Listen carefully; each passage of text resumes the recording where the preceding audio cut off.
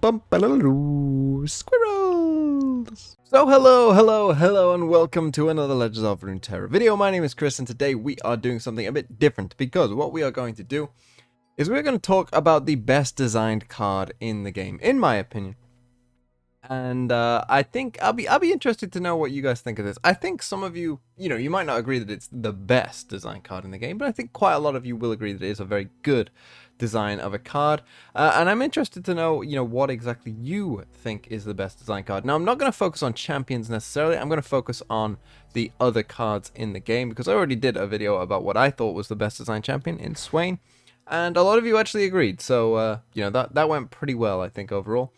And so yeah, I decided let's do one on just the rest of the card pool. Obviously a ton of cards to choose from, but I do think that there is one that has always stood out to me as a very good card design ever since it came out. And so I'm going to do this through comparison with other cards and sort of highlight why exactly this card feels very good to me. So I'm actually starting off here with Scales of the Dragon. That isn't the card, don't worry, that is not the card, but I just want to sort of use it to highlight something that I think is quite important to this card, because if you've watched this channel for a while now, I am against sort of cards being what I call generically good. And what I mean by generically good, and we can use Scales of the Dragon as a good example here, is basically a card that, gets auto-included in decks, is just kind of good for the sake of itself being good. Might have synergies with other things, but generally you're going to play it no matter what. Think Doomkeeper, think Merciless Hunter, cards like that are just sort of generically good, right? And Scales of the Dragon is a card I've seen, with the announcement of the new big patch apparently coming in 2.11, a lot of people have sort of said, oh, these are the cards I want to see buffed, and a lot of these lists contain Scales of the Dragon, and I've always thought, and most people's common suggestion, I should say first, is normally to make something like Dragon's Protection either fast or burst speed. And I've always thought this is a terrible idea, because Scales of the Dragon then just becomes a generically good card, right? It doesn't really have any synergy with things necessarily. I know it's sort of meant to synergize with Lee Sin, which it would do, but it would just sort of generally synergize with anything. As soon as you make this fast or burst speed, you essentially just have a 3-mana 4/2, which is an okay stat line that gives you a free Sunblessed Vigor in hand, like that, a better Sunblessed Vigor in hand, I should say. That's pretty good. That's an obviously good card, but it's not even the strength of the card that for me would be the problem. It would be the fact that it would just be slapped in every single deck that played Ionia, just straight away, because every deck contains cards that you want to help survive. And so this is the kind of card that I've always thought, don't buff a card like this. This is a bad choice for a buff, because it would just get played everywhere, and, Ionia as a whole would be better, but there's no synergy there. You'd get sick of seeing this card, essentially, because it would just be played everywhere, kind of like Merciless Hunter. People are kind of sick of that card because it's too good, and it gets played in every Shurima deck, pretty much. And so, yeah, people get sick of the card. And so this card is, I think, why I wanted to bring this up. The card that I'm about to bring up is, you could argue, generically good, but I want to just show you why it can be generically good, but there is so much synergy with the card that it overrules it. It overrides the fact that it is a very strong card and has been ever since it came out. And so let's reveal the card now, as this card is Ballistic Bot. Ballistic Bot, I think, is the best designed card in the entire game. And as I just mentioned, you can argue that this card is generically good, and therefore call me a hypocrite, whatever. But I don't think that is the case, because Ballistic Bot exists on a separate plane. Now, this is a card that has been good since the moment it came out. As soon as it came out, which I think was in the Zoe Victor expansion. Pretty sure that was... Yeah, it would have, of course, because it's Augment. This card has seen it play in Tier 1 decks, some very frustrating Tier 1 decks, of course, as well. TF Fizz. This was a large part of that deck, and I always found it a bit crazy and interesting that no one really complains about this card. And I think that's because people really like this card, because it's so well designed, because this card really kind of enabled TF Fizz in a lot of ways. People often talk about stress testing pushing that deck over the top.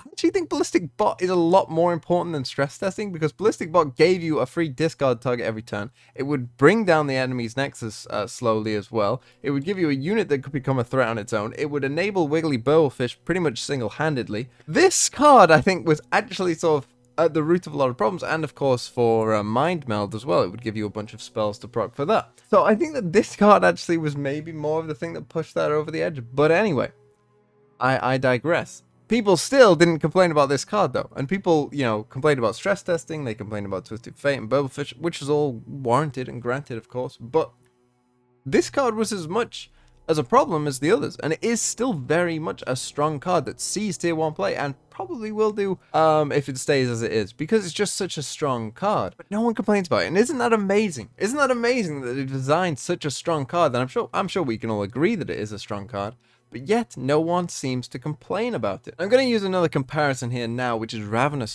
Flock, which again is another strong card that, you know, has seen some complaints, but I think those complaints are more in terms of, like, you can very easily compare this to other cards and be like, why is this one so much better than all the others? Like, Black Spear, for instance, is a 3-mana card in Shadow Isles that's fast speed that deals 4 to a unit if a unit is killed, so kind of the sort of Shadow Isles version of Ravenous Flock, but Ravenous Flock costs 2 less. Black Spear is still an okay card. And, you know, I think people, for that reason, have sort of compared and gone, why is Ravenous Flock so good? But people don't really complain about the card too much. And the reason is, this is a region staple card, right? This is a staple of Noxus. This is what Noxus is all about. This card screams Noxus at you, and it tells you what Noxus removal is. Ravenous Flock is a very powerful, efficient effect if you can fulfill a certain condition, which is what all Noxian removal is about. And you can see it in cards like Culling Strike is another good example. Very efficient if you can fulfill the condition. Same for things like Scorched Earth. You know, if it's a landmark or if it's a damaged unit, you know, there isn't anything better than Scorched Earth. But if not, then you're kind of, you know, out of luck, unlucky. And so Ravenous Flock, being such a powerful card, it kind of tells you this is what Noxian removal is all about. This is what it's about, and obviously it has the damaged sort of effect, which is Noxian as well, and the stunned one as well, which is also Noxian. So it kind of just breathes Noxus, and therefore it's allowed to be strong because it is all about being Noxian in general. And you can look at cards like Doomkeeper or Merciless Hunter, which I think they've tried to push as the sort of Shuriman versions of this. And if we go over to Shuriman now, you'll see what I mean. You know, I think cards like Doomkeeper, they've tried to push as this is the Shuriman Ravenous Flock. But Doomkeeper doesn't really, you know, it has synergy with Azir. And that's it. You know, that's Doomkeeper's synergy, and aside from that, it's just a really good card. That's kind of all it is. You know, it's not like outside of Azir there's a lot of sort of summoning things. You know, it is just an Azir card. That's all it is. And so it doesn't really feel the same. And the same for Merciless Hunter. It's like, yeah, there's Renekton synergy there, obviously, but it's just kind of too generic. It doesn't feel limited enough in its scope. And this is why I think people get frustrated with these cards, because not only are they good, but they're not Shuriman enough. You know, there isn't that key identity there that I think exists with Ravenous Flock, and exists with, of course, our card of the day, Ballistic Bot, because Ballistic Bot is, I think, the best example of this in the entire game. And that is, this card is Piltover and Zorn in pretty much every single way that it can be. And that means that it can be strong and people won't complain. And let me explain why. So, Ballistic Bot, let's look at the different synergies that it has with Piltover and Zorn as a region and what it's doing within Piltover and Zorn.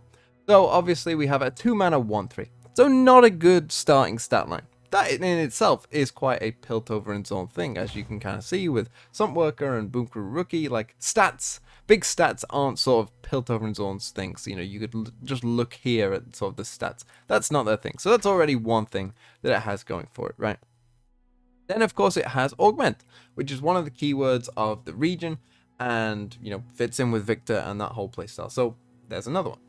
Then it will create you a card, the Ignition, every round. And creating cards is, of course, the most, I would say, Piltover and Zorn thing. There are a bunch of creating cards in in Piltover and Zorn. It's very much their thing, right? So another big one ticked on the list.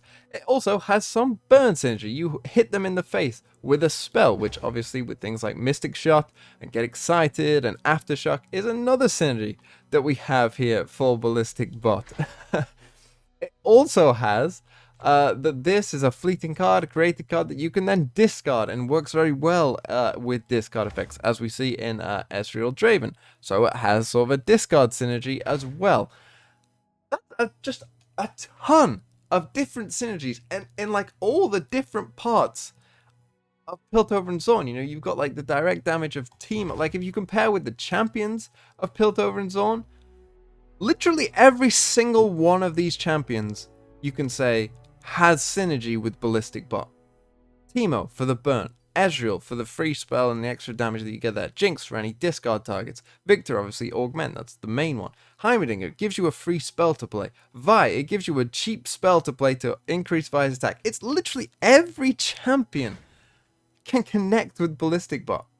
And I just think that that is amazing, that is incredible design. And I just cannot get over this card, and I've wanted to make this video for a long time because I've often thought about this as just, this card is so immense, and there is no other card, I don't think, or if there is, then, you know, please let me know. I might have overlooked a card that also can do this, but every other champion within its region, it has synergy with every single one of them, and it also just works with all the sort of themes of the region as well, are all tied into one card. That's so hard to do. And I hope that the next Piltover and Zorn champion is well synergized with Ballistic Bot so that we can continue this this kind of effect. I don't know if it will or not, though. If we kind of go off Tyrian Sunworker, you know, there's kind of a dealing one to the enemy nexus there, you know, the kind of thing maybe going on. Hopefully that might be the direction. I don't know. And then maybe Ballistic Bot will synergize, and then we'll still be there. I just wanted to make this video to say, yeah, Ballistic Bot, what a design of a card.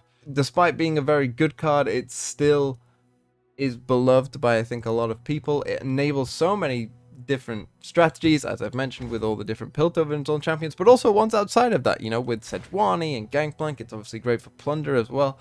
So even going outside of the region, there's plenty of good synergies as well for it. And yeah, that's kind of all I really wanted to say today. So I hope you've enjoyed this little sort of celebration of Ballistic Bot. Oh, I even forgot. They gave Ballistic Bot some of the best voice lines in the entire game as well. This, I think, is the best design card in the game, and I won't hear otherwise.